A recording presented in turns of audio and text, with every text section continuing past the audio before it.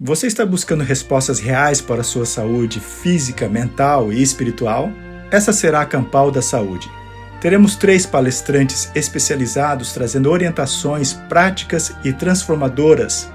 Bárbara Neal, Dr. João Vaz e Walt Cross. E mais, teremos um painel de saúde onde você poderá fazer perguntas e receber orientações diretamente com eles. Será um momento único para tirar dúvidas e aprender na prática. Além da saúde, a Campal também vai abordar temas essenciais para o nosso tempo: preparo para os eventos finais, profecias, música sacra de adoração e evangelismo. E atenção, ainda temos vagas disponíveis, tanto em acomodações coletivas como privadas. Se você quer cuidar da sua saúde de forma completa e se preparar para o que está por vir, essa é a Campal para você. Campal Terceiro Anjo, mais perto desse lar. Garanta sua vaga do dia 17 a 21 de abril de 2026. Mais perto desse lar, mais perto desse...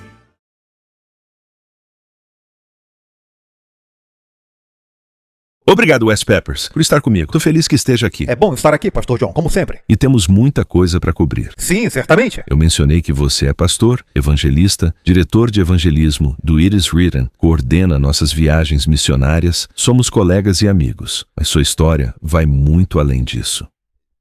Então vamos voltar ao começo. De onde você é? Como foi sua origem? Claro, eu nasci em Ohio já faz alguns anos e eu cresci praticamente em um lar não cristão. Meus pais iam à igreja de vez em quando, meus avós iam com frequência e eu ia com eles. Mas não tive muita exposição à igreja ou ao cristianismo quando eu era criança. Certo, certo. Acho que vamos começar por aí. O fato de que, em certo momento, você era ateu. Sim, é verdade. Eu me pergunto, como? Como alguém se torna ateu? Eu vivi muitas tragédias na minha vida. Quando eu tinha 6 anos, minha avó morreu em um acidente terrível. Foi no dia de Ação de Graças. Ela e meu avô estavam indo para a cidade quando um homem atrás deles, que tinha epilepsia, começou a ter uma crise. Ele nem deveria estar dirigindo, ele nem tinha carteira, mas pegou o carro de um amigo para ir até uma loja de bebidas. Durante a crise, ele pressionou o acelerador até o fundo. O carro ganhou muita velocidade e bateu violentamente na traseira deles. E a minha avó foi arremessada para fora do carro e morreu de forma trágica. Uma amiga dela, que estava no banco de trás, morreu na hora. Meu avô ficou gravemente ferido. E eu me lembro, com 6 anos de idade, Pastor John, no funeral da minha avó, pensando, por que Deus permitiria algo assim? Com o tempo, vieram outras coisas. Meus pais se divorciaram quando eu estava no ensino médio e tudo isso me levou ao ateísmo. E eu pensei, se Deus é real, por que ele permitiria tudo isso? No ensino médio, você Isso. jogava futebol. Você sempre quis ser jogador de futebol? Você se dedicou a isso? Como isso aconteceu? Na verdade, começou por causa do meu relacionamento com meu pai.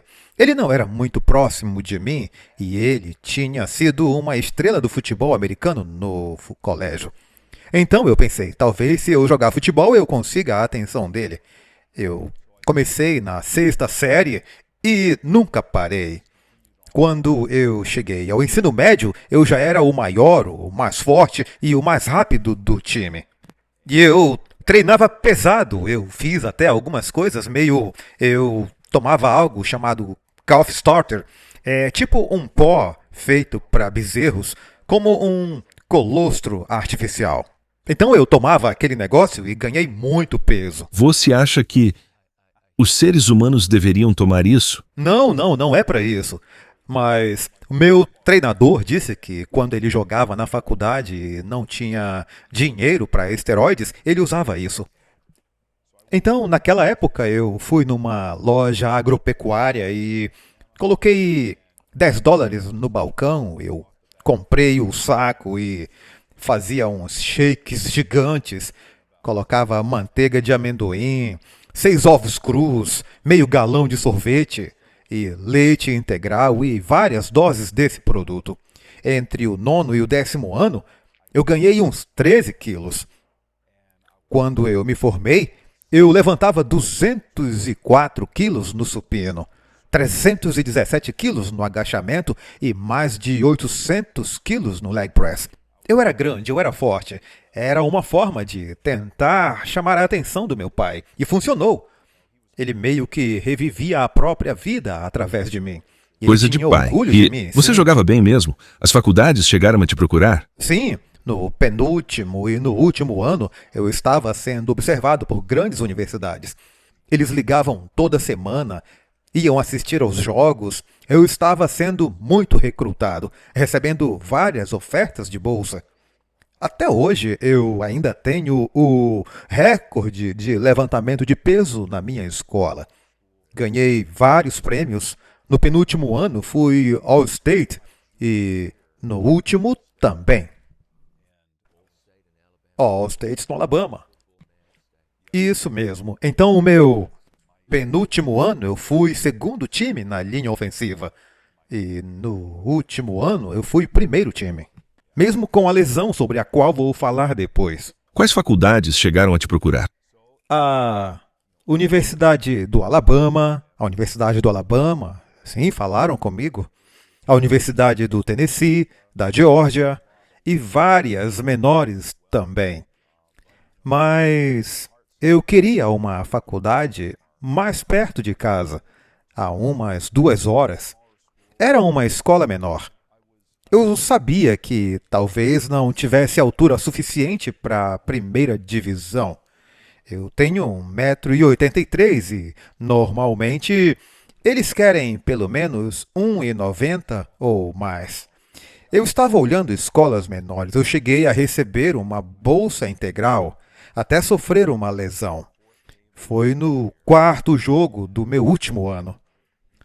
Estávamos enfrentando o nosso maior rival e não ganhávamos deles há uns 20 anos até vencer no ano anterior. E naquele ano provavelmente ganharíamos de novo. Antes do jogo, choveu por horas. Quase cancelaram a partida. Mas a chuva parou por uns 20 minutos antes do jogo começar. Então, com 1 minuto de jogo, todo mundo já estava coberto de lama. Estava horrível. Rodamos uma jogada. Eu era da linha ofensiva, então eu tive que puxar e sair para bloquear. A jogada terminou antes do esperado. Quando eu estava desacelerando, o meu pé ficou preso na lama, como se tivesse sido sugado. O meu corpo continuou indo para frente, mas o pé ficou preso. Eu girei, torci e arrebentei o joelho. Eu senti o estalo. Meu treinador estava a uns 3 metros e disse que ouviu o estalo. E eu me lembro de cair de costas, olhando para o céu e pensando, eu acho que acabou, eu acho que terminou. Então eu levantei, tentei voltar para a jogada seguinte, mas o joelho falhou. Eu tive que sair e não voltei mais naquele jogo. Na semana seguinte eu fui para a UAB, uma das melhores escolas de medicina esportiva. Eu fiz exames. Eu lembro de estar na sala esperando pelo médico. E naquela época eu não tinha interesse em Deus, mas eu fiz uma oração meio sem força. Eu disse, Deus, se o Senhor se importa comigo, se é real, se me ama, por favor, deixa eu continuar jogando futebol. E naquele momento eu estava orando ao Deus do futebol, mas o Deus do céu ouviu. Assim que terminei a oração, a porta abriu. O médico entrou e disse, eu sinto muito. Você rompeu o ligamento cruzado anterior. Tem bastante dano no menisco, vai precisar de cirurgia o quanto antes. A temporada acabou para você. Era o meu último ano no ensino médio, o mais importante, sendo recrutado. Na verdade, a faculdade que eu queria mandou olheiros. E eles disseram ao meu treinador que se eu fizesse um grande jogo, e eu estava jogando muito bem até a lesão, me dariam uma bolsa integral. Então isso foi devastador para mim. Então na minha mente eu pensava, se Deus é real, ele vai deixar eu jogar futebol. E logo depois eu recebo aquela notícia. Então eu pensei, ou Deus não existe, ou ele não está nem aí para mim. Sabe, Seria a pior coisa que já aconteceu com você se você seguisse nesse caminho. Não estou dizendo que não existam cristãos que praticam esportes, mas é devastadora a experiência cristã de uma criança, porque você tem que fazer todo tipo de concessão. Mas naquele momento, não parecia assim. Foi uma grande decepção, mas eu não sabia que naquele momento aquilo era o começo de um plano divino de Deus para minha vida. Mas você estava se encaminhando para o ateísmo. Como isso se consolidou? Você cresceu em um país cristão, com alguma influência religiosa na família. Você estava no Alabama, que não é um lugar secular. Diferente do Maine, que é puro ceticismo, ou num desses lugares que são menos religiosos. Sim, foram vários fatores. Primeiro, começou a gerar dúvida em mim quando a minha avó morreu. Segundo, no ensino médio, eu estava no quadro de honra, tirava notas A e B. E tem um texto em Jeremias 9 que diz: não se glorie o sábio na sua sabedoria, nem o forte na sua força, nem o rico nas suas riquezas. Mas aquele que se gloria, glorie-se a entender e conhecer a Deus. Então, naquela época, eu me gloriava nas três coisas: na força por causa do futebol, na minha suposta sabedoria e nas conquistas. E eu tirava boas notas, eu era um dos melhores da turma, os professores gostavam de mim, mas ao mesmo tempo eu tinha um problema no ensino médio. Eu bebia muito. Desde o 9º ano, os meus amigos, principalmente os mais velhos, me chamavam para acampamentos, a gente bebia, fazia fogueira, esse tipo de coisa. E foi só piorando. Não era mais só nos fins de semana. Começou durante a semana e depois, durante o horário de aula, eu levava bebida para a escola e aquilo começou a me dominar. Então, no último ano, além da lesão, meus pais se divorciaram. E o meu pai começou a, sair de cena. E ele se envolveu com outras mulheres e coisas diferentes. E um dia, eu cheguei em casa e encontrei minha mãe deitada no sofá. E ela estava falando estranho, com uma fala arrastada. Então eu fui falar com ela e quanto mais eu falava, menos sentido fazia. Então liguei para o meu pai, lembrando que eu só tinha 16 anos. Meu pai veio e ele conversou com ela e quando estava saindo ele disse: ela está doente, eu vou buscar remédio e já volto. Mas ele não voltou. Ele não atendia o telefone quando eu ligava, na verdade ele desligou o celular. Então eu liguei para os meus avós e eles mandaram chamar uma ambulância. Então, quando chegamos no hospital, eles descobriram que ela tinha tomado 30 comprimidos para dormir, tentando tirar a própria vida. Depois, finalmente eu consegui falar com meu pai. E perguntei para ele, porque eu havia perguntado para minha mãe: você contou para o papai sobre isso quando ele veio? E ela disse sim. Então, meu pai finalmente admitiu que ela havia contado. E que ele a deixou lá de propósito. Ele queria que ela morresse. Por quê? Porque toda namorada que ele tinha, a minha mãe acabava atrapalhando. Ela aparecia na casa delas, dizia que ele era casado e coisas do tipo. Uma delas chamou a polícia e a minha mãe acabou presa. E isso continuava acontecendo. Um dia, uma das namoradas dele, ela envenenou o nosso cachorro. Teve gente que foi até a nossa casa de madrugada, atirando para o alto, batendo nas portas e janelas às 3 da manhã. Você estava ciente de... Sim, era loucura. 14, 15, 16 anos? Sim, 15, 16 anos. É ter que lidar com muita coisa. O lance era que, até então eu tinha uma família estável. Tudo estava bem por fora. Eu era bom no futebol, tinha boas notas, teria uma boa educação na faculdade, tudo isso. E, de repente, tudo desmoronou ao mesmo tempo. Eu tinha tudo que o mundo diz que você precisa para ter sucesso. Eu tinha dinheiro, popularidade, uma boa vida. Mas, Pastor John, tudo isso pode mudar em 1 minuto, num segundo. E sobra o quê? O que sobra? Então, com toda essa tragédia acontecendo, eu fui até o meu pai e disse: olha, eu nunca mais quero te ver. E quando você morrer, eu vou ao seu funeral só para cuspir no seu túmulo. Foi isso que eu disse para ele. Então, depois disso, eu simplesmente cortei todo mundo da minha vida. Eu disse, eu não preciso de ninguém, não quero ter ligação nenhuma com a minha família. Eu vou ser bem-sucedido, vou ganhar muito dinheiro e vou fazer tudo o que eu quiser. Então, toda aquela tragédia me levou a simplesmente descartar tudo. E foi isso que começou a me levar ao ateísmo. Então, eu tinha uma aula na faculdade, curiosamente, de literatura americana. E a gente tinha aquele livro enorme para leitura, mas como eu sempre gostei muito de história, comecei a folhear o livro e eu encontrei uma série de cartas trocadas entre Thomas Jefferson e Thomas Paine. Paine, o grande ateísta. Sim, ele mesmo. Então, o Thomas Jefferson, ele acreditava em Deus com algumas questões pessoais, mas acreditava.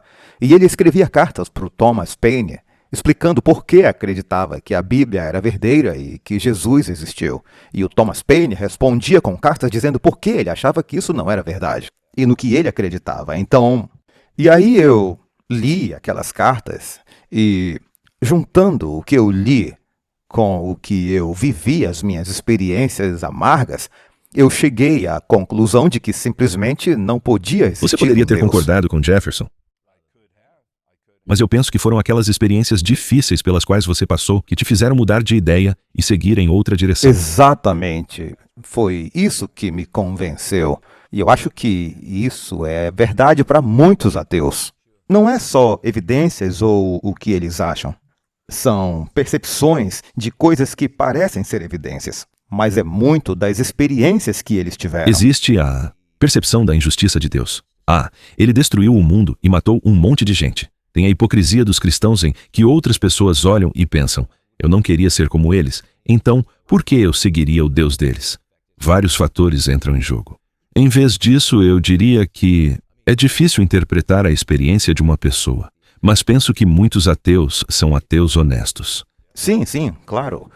Tem também a ideia de ciência que diz que a criação é mito, quando, na verdade, e vamos falar disso, há evidência forte da validade da Bíblia.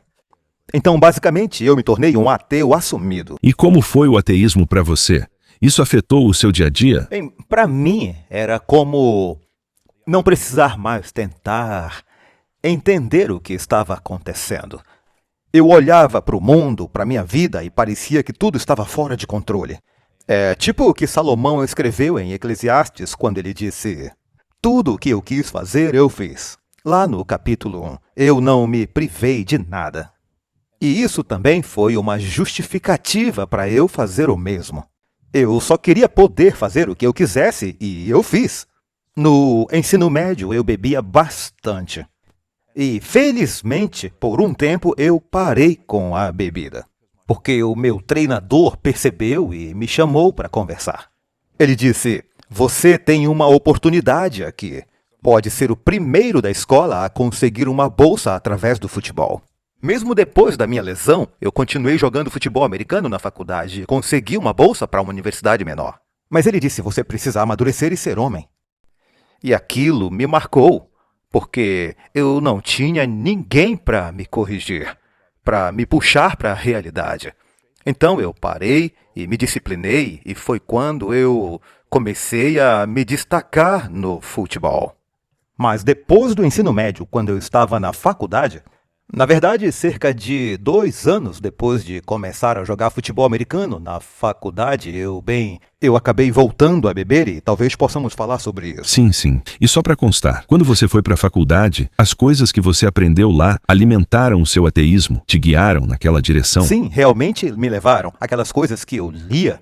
Além disso, eu mudei meu curso para Ciências da Terra. Foi quando eu comecei a estudar evolução e tudo mais. E isso me convenceu ainda mais. Bem, de alguma forma você retornou. E queremos ouvir como você passou do ateísmo para o cristianismo. E tem mais algumas coisas que queremos abordar também.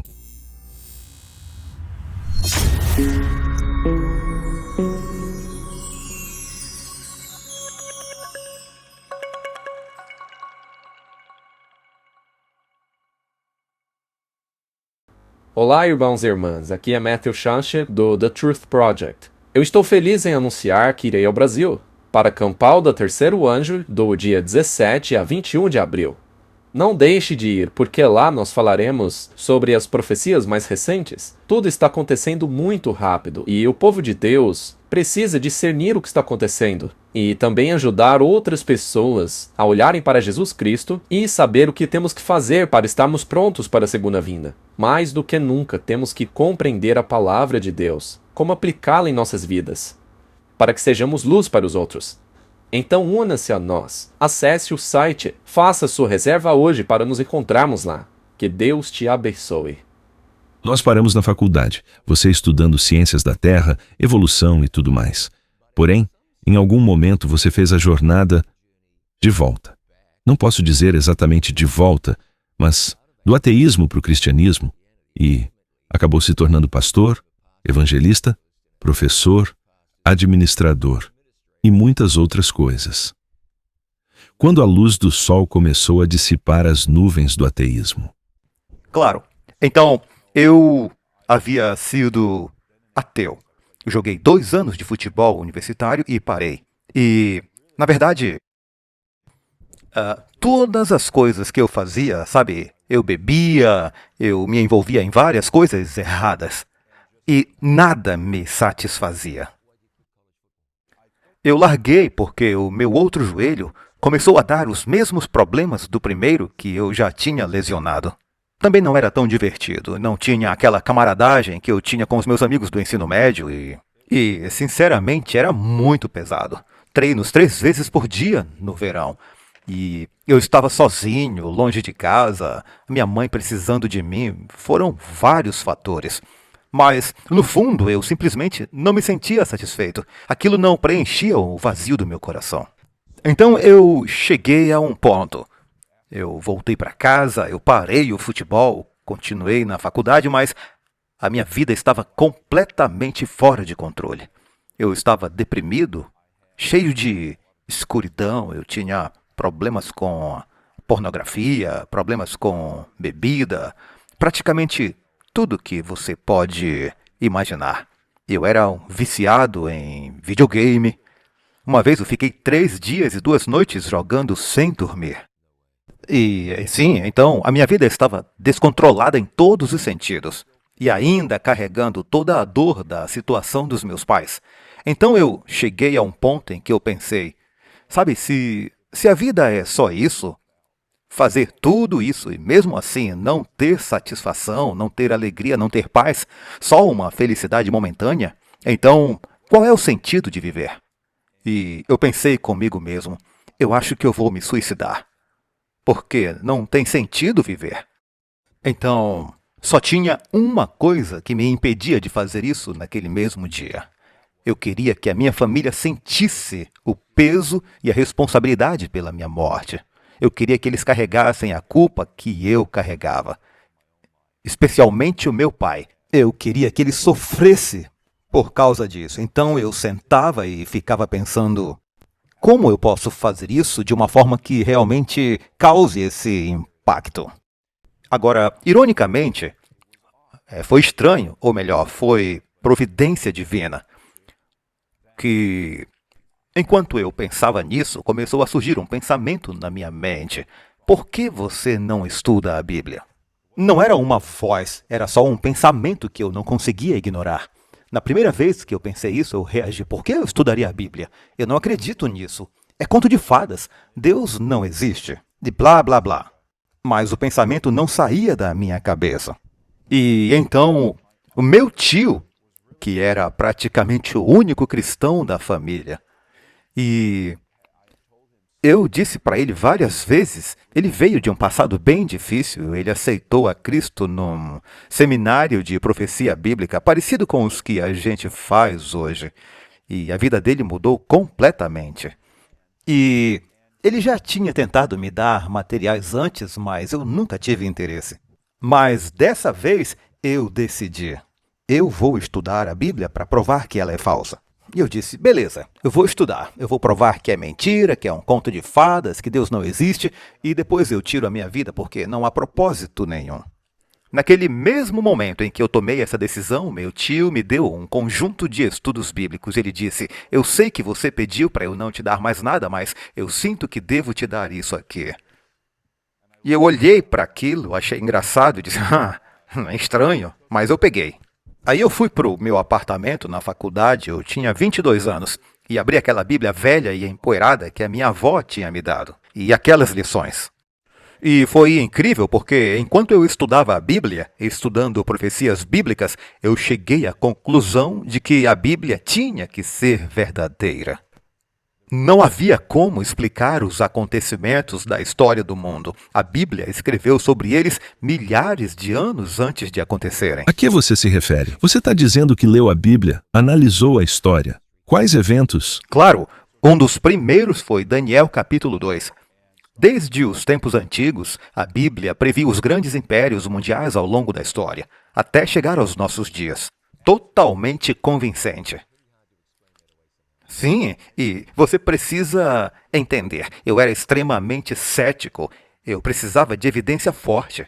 Eu estava numa universidade estadual estudando ciência, então eu fui à biblioteca do campus e comecei a pegar livros de história. Eu queria saber, isso é real, isso é verdade?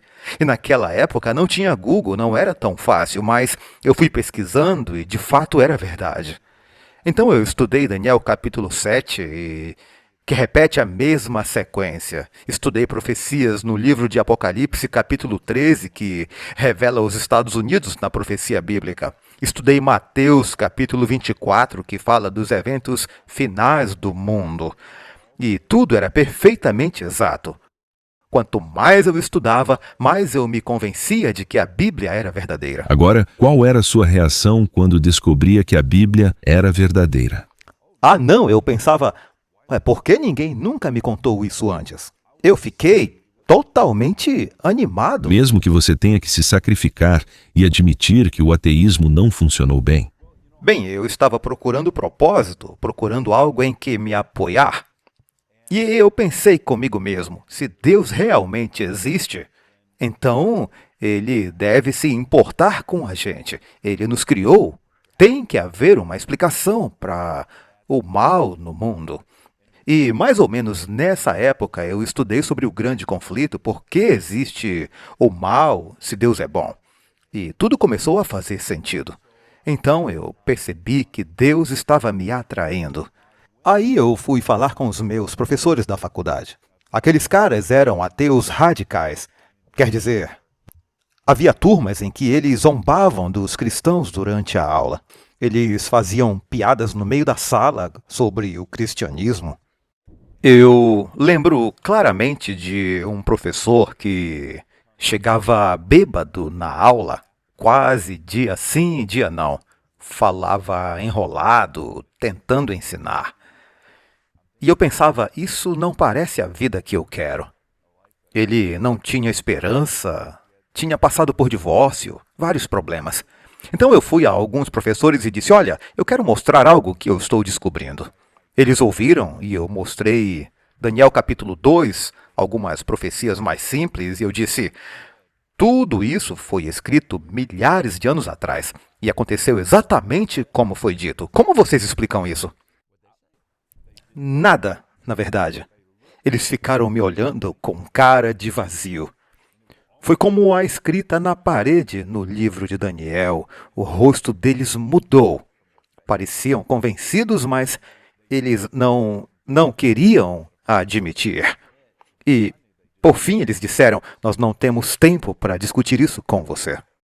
E acabou ali. E aquilo foi bastante convincente para você? Isso foi forte para mim. Eu pensei, se eles não têm resposta, então isso tem que ser verdade. E a história confirma. Não há resposta. Daniel capítulo 2, com a ascensão e queda dos reinos em Daniel capítulo 7, onde isso é repetido e ampliado. E ainda mais tarde, temos o cenário delineado em Apocalipse 13. Como você explica isso? Não tem como. Não tem como. Eu não quero ser indelicado, e eu sei que existem ateus genuínos, mas é intelectualmente desonesto olhar para isso e, simplesmente, descartar como se não fosse real. Muitos ateus se tornaram crentes por causa dessas profecias. porque literalmente não há outra É explicação. verdade, não existe. Outra coisa que eu comecei a estudar foi arqueologia bíblica. Eu aprendi sobre a pedra de Roseta, o cilindro de Ciro, várias descobertas que confirmam a historicidade da Bíblia. E isso me fascinou. Eu cheguei a um ponto em que simplesmente seguia em frente, gostando da ideia, convencido disso. Mas então, um dia, Deus me tocou com um pensamento. Você precisa decidir se vai seguir isso ou não. Eu já estava acreditando cada vez mais, mas ainda não tinha tomado uma decisão consciente e completa de que eu acreditava naquilo. Eu estava numa encruzilhada e eu pensei, como eu posso negar isso? É verdade. Então decidi acreditar que a Bíblia era verdadeira.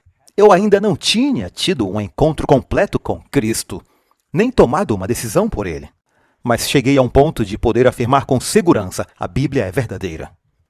Então, pouco tempo depois, comecei a ler os evangelhos. Então eu estou lendo o Evangelho de João e vendo a vida de Jesus e pensando: que beleza, que pureza, que bondade é a vida de Jesus. Ele é diferente de qualquer pessoa que já existiu. E ele afirma ser o Filho de Deus. E eu pensei comigo mesmo, como muitos já disseram, ou ele era louco, ou ele era mentiroso, ou ele realmente era quem dizia ser o Filho de Deus. E eu acreditei nisso. Eu disse, não tem como escapar disso. Então, olhando para a vida de Cristo e olhando para a minha vida era um caos. E eu estava deprimido, viciado, cheio de problemas e eu pensei, como Deus poderia me aceitar? Como Ele poderia me receber? A minha vida é um desastre. Deus nunca poderia perdoar pecados assim. Eu tinha usado pessoas, feito coisas horríveis. Então eu encontrei um verso, João capítulo 6, versos 37 e 38, onde Jesus diz: todo aquele que o Pai me dá virá a mim, e o que vem a mim, de maneira nenhuma o lançarei fora. E aquilo atingiu meu coração. E eu pensei, na verdade, Deus tem que me aceitar por causa da bondade dele e da promessa dele, ou tudo isso é uma farsa. E eu escolhi acreditar que Deus me aceitaria por causa da justiça de Cristo. Eu tinha 22 anos quando eu li esse verso. Eu me ajoelhei no chão do quarto do meu apartamento e disse: Senhor, se tu estás disposto a me receber, eu escolho o Senhor. E, Pastor John, não apareceu anjo, não brilhou nenhuma luz, mas eu senti a presença de Deus. E naquele dia ele mudou o meu coração. E eu sabia que eu era outra pessoa. O peso saiu, o peso do pecado. Veio uma paz que eu nunca tinha sentido antes. E a minha vida mudou. Todos aqueles vícios perderam força. Eu nunca mais bebi. Eu nunca mais fumei. Nunca mais usei nada disso. Eu abandonei tudo. E tudo foi por causa do Senhor. O que eu estava perdendo? Eu estava abrindo mão de coisas que estavam destruindo minha vida. Não foi perda, foi ganho. E Deus começou a me transformar. Então, naquela época, eu estava quase terminando a faculdade. Faltava mais ou menos um ano. E eu acabei ficando com muito tempo livre. Eu não estava trabalhando. Eu já tinha trabalhado antes e economizado dinheiro suficiente para me manter. Então eu passava... eu nem sabia que dormir cedo fazia bem. Eu nunca tinha aprendido sobre isso. Mas eu ia dormir às vezes 7:30 da noite. 8:30 da noite, Como sendo universitário. Eu não ia mais para bares, então não precisava ficar acordado até tarde. E eu acordava 2, 3, 4 da manhã. E eu passava horas lendo a Bíblia. No primeiro ano depois de aceitar Jesus, eu li o Novo Testamento umas 15 vezes. O Antigo Testamento 2 ou 3 vezes. Não me cansava. Eu passava horas orando e vi milagres acontecerem. A minha irmã, ela tinha um Mustang e eu orava por ela todos os dias. Ela sofreu um acidente. O carro capotou, deslizou pela estrada, bateu um poste. Ela saiu sem nenhum arranhão. Quer dizer, foi impressionante. Eu via coisas assim acontecendo. E o Senhor estava muito perto, muito presente. Claro que a minha vida não era perfeita, eu ainda estava crescendo, ainda não era completamente igual Jesus. Você ainda estava iniciando. E crescer leva tempo. Eu estava crescendo, mas aqueles 2 primeiros anos que eu passei com Deus foram preciosos. Eu tinha horas e horas para passar com Ele. Foi uma experiência muito rica. Uma pergunta para você. Houve alguma impressão, tipo, eu tenho que ler a Bíblia e você distorcia? Ah, eu vou ler só para provar que está errado.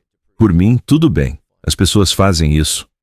Quando elas veem essa atitude, porque muitas vezes eles chegavam à mesma conclusão. De onde veio aquela impressão? Para mim, sem dúvida, veio de Deus. Na época eu não sabia disso. Será que havia alguém orando por você? Eu acredito que sim. Sabe, é interessante porque quando o meu tio foi naquele seminário anos antes, havia uma senhorinha lá na igreja e eu fui com meu tio em algumas reuniões. Eu devia ter uns 12 anos naquela época e aquilo me impactou. Sim, me impactou, mas fiquei indo à igreja por uns 2 ou 3 meses. E havia aquela senhorinha na igreja. Ela gostava muito de mim. Era a dona Roberta. Ela me abraçava toda vez que me via e Pastor John, ela me enviava um cartão de aniversário todo ano. Não importa para onde eu me mudasse, ela descobria meu endereço novo e me enviava o cartão. E ela orava por mim. Eu acho que meu tio também orava por mim. E sabe, não havia muitos cristãos na minha família. Mas alguém estava orando, com certeza. E eu acredito que Deus usou O poder isso. da oração. O poder da oração. Eu tô te falando, devemos orar pelos perdidos, pelos ateus e pelos jovens que estão experimentando É a isso vida. mesmo. E Deus falará. Ele ainda fala com os jovens, como os ateus. Você acabou de alguma forma se envolvendo com o ministério. Sim, eu estava no meu último ano da faculdade e até os meus colegas que não eram religiosos diziam: sabe, você mudou muito, você está diferente. E eu me importava com eles. Eu tentava ajudá-los e até eles diziam: você tinha que ser pastor ou algo assim. E eu estava indo à igreja e sem perceber, eu meio que dava estudos bíblicos para os membros. Eles perguntavam o que eu estava aprendendo e eu praticamente pregava para eles. Então, muita gente dizia que eu deveria pensar no ministério. Eu estava no último ano fazendo bacharelado em ciências e quase considerei largar a faculdade, mas Deus me impressionou a terminar. Depois eu encontrei um pequeno colégio bíblico e fui para lá. E esse foi o começo do meu ministério. E daí em diante o Senhor tem te guiado passo a passo. Eu fui obreiro bíblico, pastor, evangelista, trabalhei em várias áreas ao longo dos anos. Um dia ainda vamos falar de histórias do ministério, o que seria incrível. Poderíamos analisar isso de milhares de ângulos diferentes. Agora, você está no ministério e as coisas estão indo muito bem, você encontrou uma esposa adorável, a vida é feliz e assim por diante. E daí você recebe uma notícia devastadora. Me fale a respeito. Sim, uma notícia devastadora.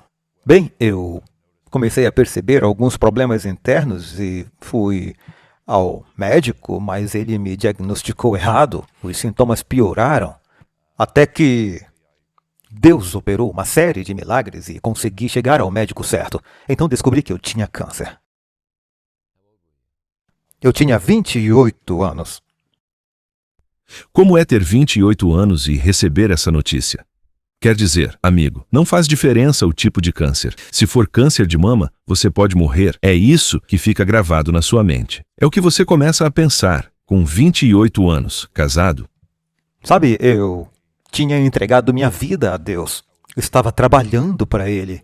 Literalmente, viajando pelo mundo, vendo milhares de pessoas aceitarem Cristo. E eu pensava, por que isso está acontecendo? É uma pergunta natural. Por quê?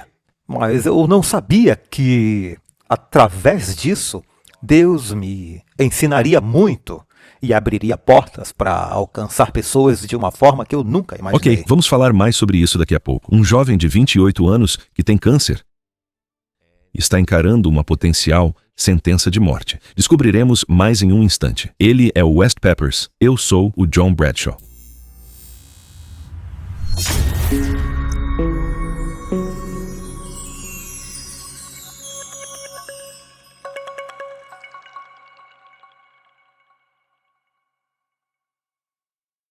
Olá, pessoal! Eu estou feliz em anunciar que estarei no Brasil para Campal da Terceiro Anjo de 17 a 21 de abril. Durante esse evento especial, falaremos sobre um dos assuntos mais polêmicos e controversos no mundo cristão hoje: música. Será que toda música cristã é adoração?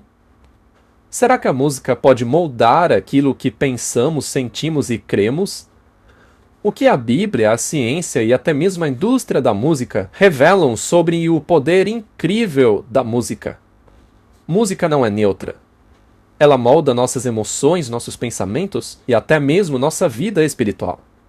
Nesta série reveladora, vamos explorar o que diz a Palavra de Deus sobre música e por que hoje este tema é mais importante do que nunca. Você não pode perder. Então planeje-se agora, reserve a data, convide seus amigos, porque eu mal posso esperar para estar no lindo Brasil. Como você contou, você era um jovem com menos de 30 anos e descobriu que tinha câncer. Como as coisas pareciam no início, era como uma sentença de morte. Você iria passar por momentos difíceis? Qual era, na verdade, o prognóstico? Acho que é isso que queremos saber. Bem, o câncer que eu tinha era muito tratável, se tratado. Se não fosse tratado, era extremamente agressivo e poderia matar em poucos meses. Então eles disseram: você não precisa se preocupar, é comum entre homens jovens. Nós vamos fazer uma cirurgia e você ficará bem. Então eu fiz a cirurgia, mas depois eles disseram: na verdade, o câncer se espalhou para os linfonodos do abdômen e para os pulmões. Isso era comum nesse tipo de câncer, o mesmo que o Lance Armstrong teve. E ele se recuperou completamente. O câncer chegou ao cérebro. Mesmo assim, se recuperou totalmente. Então eles disseram: você vai precisar de quimioterapia. Eu disse ok, e eles disseram: mas não se preocupe. Pessoas da sua idade lidam muito bem com isso, etc. Então eu fiz o meu primeiro tratamento, fiquei internado por 5 dias, saí e eles disseram: faça o que você quiser. Só evite pessoas doentes. Como foi a quimioterapia? Foi difícil? Não, no começo não, mas conforme se acumula no organismo, piora a cada tratamento. Então no primeiro tratamento eu pensei: não sei do que as pessoas reclamam. Então eu voltei no dia seguinte ao meu tratamento. Dei minhas aulas, naquela época eu lecionava numa faculdade bíblica. Então eu estava lecionando e, na metade da aula, eu comecei a me sentir mal. Então eu finalizei a minha aula sentado numa cadeira. Sabe, eu sou teimoso, eu queria terminar a aula. Eu subi para o meu escritório, sentei à minha mesa e me senti cada vez pior. Minhas pernas começaram a ficar rígidas, doloridas e tensas. Eu senti sono e deitei a cabeça na mesa por 2 horas. E eu disse para o meu colega que estava indo para casa. Eu morava a uns 12 minutos de distância. E eu estava dirigindo, mas literalmente eu não sei como eu cheguei em casa. Eu acho que Deus mandou um anjo para guiar meu carro, eu não lembro de nada. Assim que eu entrei na casa, eu quase caí da escada porque eu comecei a desmaiar. Eu liguei para o meu médico e falei dos meus sintomas. Ele disse: você precisa ir ao pronto-socorro imediatamente, sem demora. A minha esposa estava trabalhando e ela trabalhava a cerca de 30 minutos de distância. Eu disse: amor, o doutor disse para eu ir para o pronto-socorro. Ela disse: eu saio em 30 minutos do trabalho. Eu vou terminar aqui e te levo para casa. Levou mais de 1 hora até irmos. E eu só piorando. Quando eu cheguei no hospital, minha pressão estava 55/27. Eu estava quase morto e continuava caindo. A minha febre estava altíssima. O meu coração acima de 180.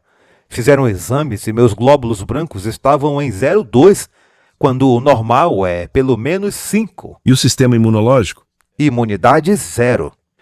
O que aconteceu foi que eu entrei numa infecção generalizada e eu estava morrendo, literalmente morrendo. Então eles me levaram para UTI em isolamento reverso, ou seja, médicos e enfermeiros usando máscaras. Eles colocaram 2 acessos e uma linha central no pescoço. Eles encheram meu corpo de fluidos. A solução para a poluição é a diluição, certo? Então eles estavam tentando diluir o líquido. Eu ganhei uns 30 quilos de líquido em uma noite. Fiquei completamente inchado. E durante a primeira noite, a minha pressão continuava despencando, o corpo entrando em falência. Eles me mantinham vivo com medicação, mas eu não melhorava. E é interessante porque os meus alunos naquele momento, depois de uns 2 dias, eles vieram e eles ficavam andando em torno do hospital, orando e pedindo a intervenção de Deus. É interessante porque eles oraram naquela noite e na manhã seguinte eu acordei com uma grande bolsa no meu quadril, era a infecção acumulada. E eu olhei para aquilo e parecia coisa de filme de ficção científica. E eu chamei a enfermeira e disse, dê uma olhada nisso. Ela disse, é só o líquido, não se preocupe com isso. Não, eu insisto, dê uma olhada. Quando ela viu, os olhos dela se arregalaram. Ela chamou a enfermeira-chefe, o médico e todos ficaram chocados. E me levaram direto para a cirurgia. Abriram e drenaram. E o problema foi que, como meus glóbulos brancos estavam muito baixos, eles não sabiam qual antibiótico usar. Mas depois conseguiram analisar e me deram o antibiótico certo. E eu comecei a melhorar imediatamente. Isso foi obra de Deus, não foi? Sim, intervenção divina. E, sabe, eu também sou grato à medicina moderna, porque sem ela teria sido muito difícil. Mas eu acredito que foi a oração. Havia centenas de pessoas, pastor, no mundo todo orando por mim. Minha esposa postou no Facebook e pessoas orando em todos os lugares. E eu acredito que toda essa oração levou Deus a agir dessa forma. E eu vi uma melhora imediata. Antes disso, eu literalmente não conseguia mover minhas pernas, não conseguia nem levantá-las 1 centímetro da cama. Com os pulmões cheios de líquido, pneumonia, literalmente à beira da morte. E ainda tem uma esposa, casada há alguns anos, certo?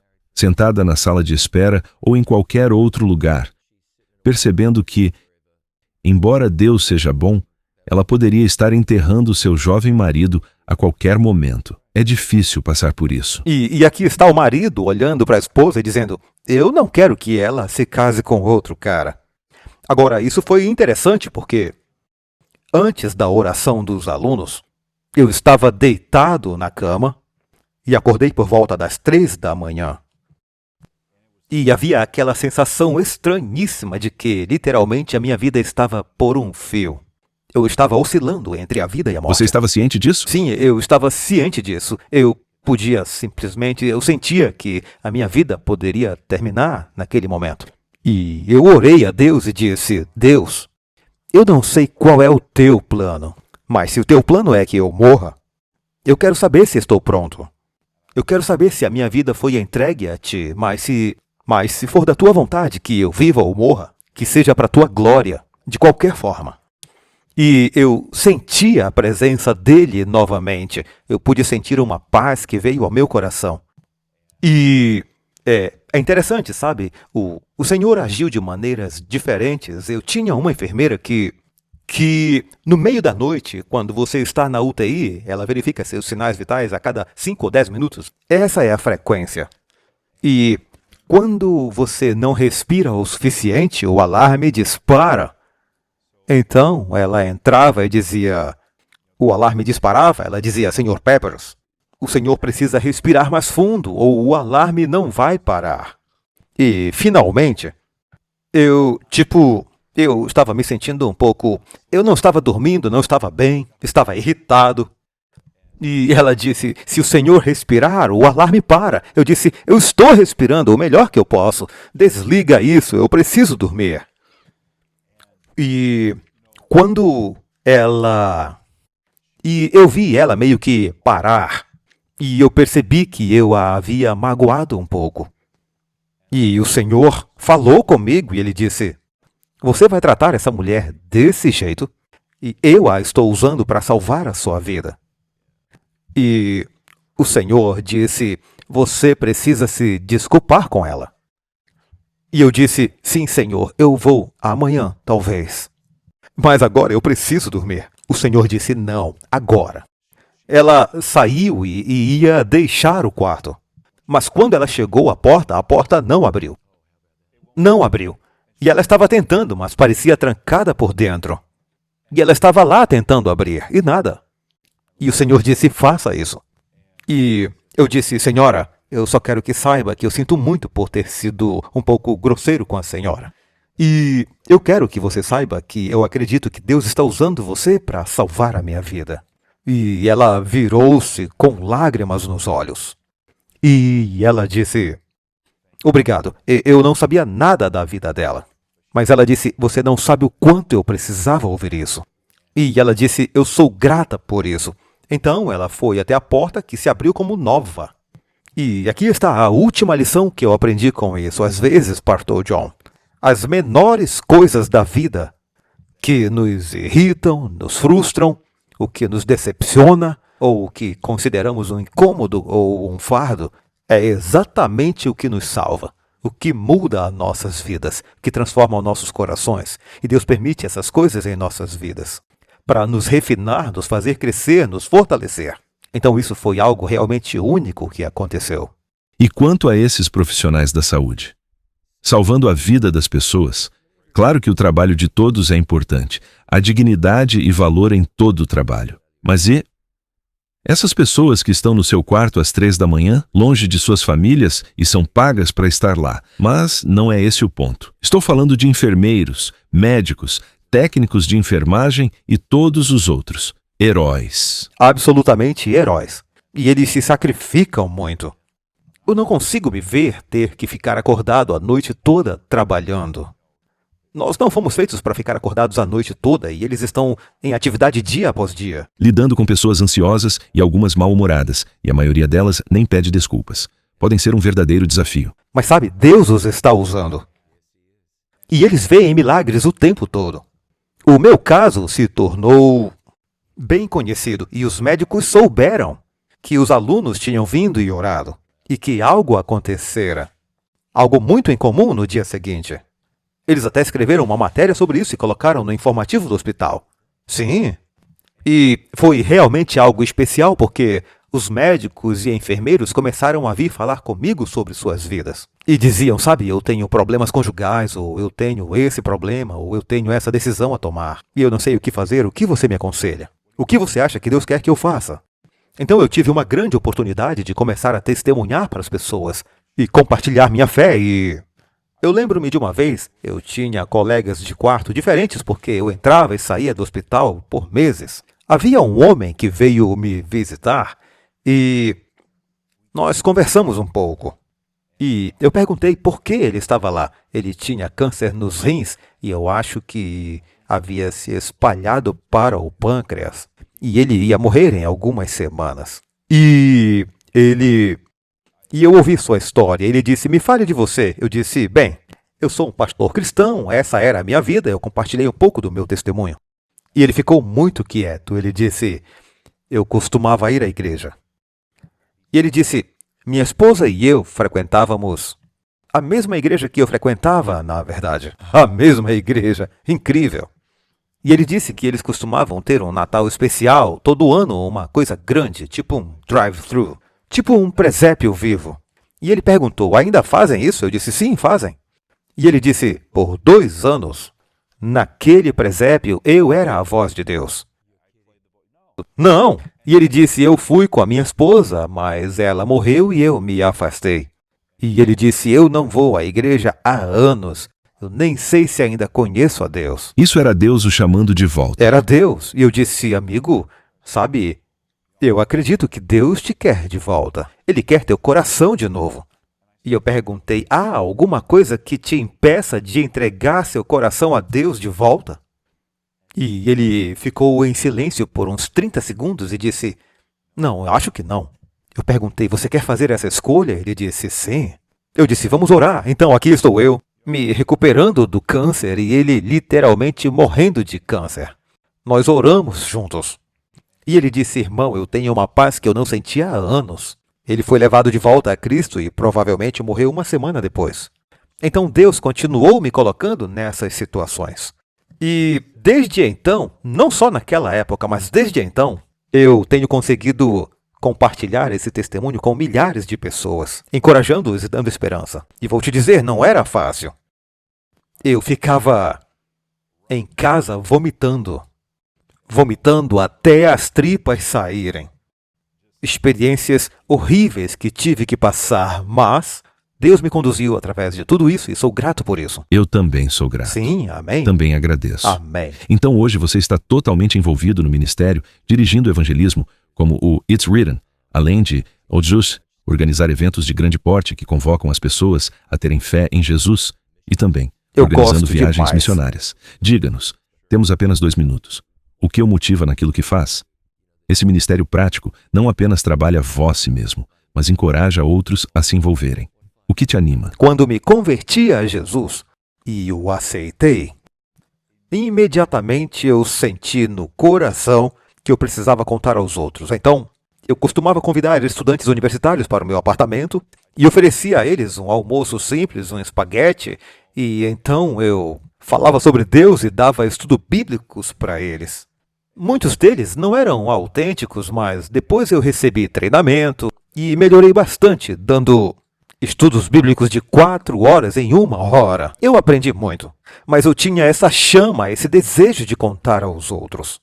E isso nunca me deixou. Então, Pastor John, você sabe que isso é verdade porque fazemos o mesmo trabalho. Mas quando você está pregando ou dando um estudo bíblico, compartilhando a fé, e você vê outra pessoa, você vê aquele brilho nos olhos dela, vê as luzes se acenderem, vê a luz surgir e Deus fala ao coração. E ela começa a aceitar Cristo e a verdade. E isso a transforma. Essa é a melhor sensação que você pode experimentar na Terra. E você nunca se cansa disso. Então, eu tenho esse fardo desde então. E agora Deus me deu a oportunidade de fazer isso ao redor do mundo. E é realmente uma bênção. E se alguém com esse mesmo fardo quiser falar com Jesus, eu não sei por onde começar. O que você recomendaria a essa pessoa? Comece com os seus vizinhos, com aqueles ao seu redor, seus colegas de trabalho, sua família, seus amigos. Dê a eles alguma literatura. Compartilhe o seu testemunho com eles. Ofereça estudos bíblicos. Não é tão fácil assim. Estenda a mão às pessoas com bondade. Busque fazer o bem a elas e isso abrirá seus corações. E então Deus poderá usá-lo para fazer coisas maiores. Obrigado por compartilhar. Eu queria que tivéssemos mais tempo e talvez possamos preencher algumas lacunas em outro momento. O que é inegável é que Deus tem agido. O Deus do céu que falou e tudo se fez, alcançou todos os cantos, tocou sua vida, orquestrou as circunstâncias para levá-lo à fé nele. Deus é bom, não é? Ele é muito bom e ainda trabalha todos os dias. Obrigado por compartilhar, West. Obrigado, Pastor John. Obrigado por estar conosco. Foi divertido. Agradeço sua atenção e espero que você tenha se sentido encorajado e abençoado. Hoje tivemos West Peppers e eu sou John Bradshaw e essa foi nossa conversa. Oi, aqui é Sebastian Braxton e eu estou muito feliz em encontrá-los de 17 a 21 de abril na Campal Terceiro Anjo. Será aí no Brasil e o que mais me empolga é que não apenas vamos nos unir novamente para estudar a Bíblia, é que além de levar minha esposa e meus filhos, sei que teremos uma experiência incrível de reavivamento. Falaremos sobre temas muito polêmicos nesses últimos dias, para nos prepararmos para a breve vinda do Senhor Jesus. Então, se você ainda está em dúvida, se ainda não tem certeza se vai ou se não vai, eu vou te pedir para se fazer uma pergunta. Eu quero reavivamento. Quero estar pronto para a segunda vinda. Então este é o lugar para se estar. Do dia 17 a 21 de abril, Deus atuará no Brasil de forma especial. Não perca! Pela graça de Deus, quero encontrá-lo lá. Olá, sou Bárbara O'Neill e estou voltando ao Brasil. Será de 17 a 20 de abril deste ano, 2026.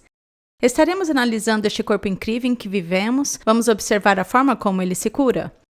Vamos observar como Deus criou este corpo para se curar a si mesmo. E tantas pessoas hoje desconhecem completamente o que fazer para promover uma resposta de cura eficaz. O que eu mais amo nos métodos de Deus é que eles são incrivelmente simples. Nós certamente faremos muitas referências ao melhor livro médico que possuímos, que é a Bíblia. Estarei analisando os princípios de Deus que estão delineados na Bíblia e como, quando aplicados ao corpo, podem trazer cura. Estou ansiosa para vê-los lá.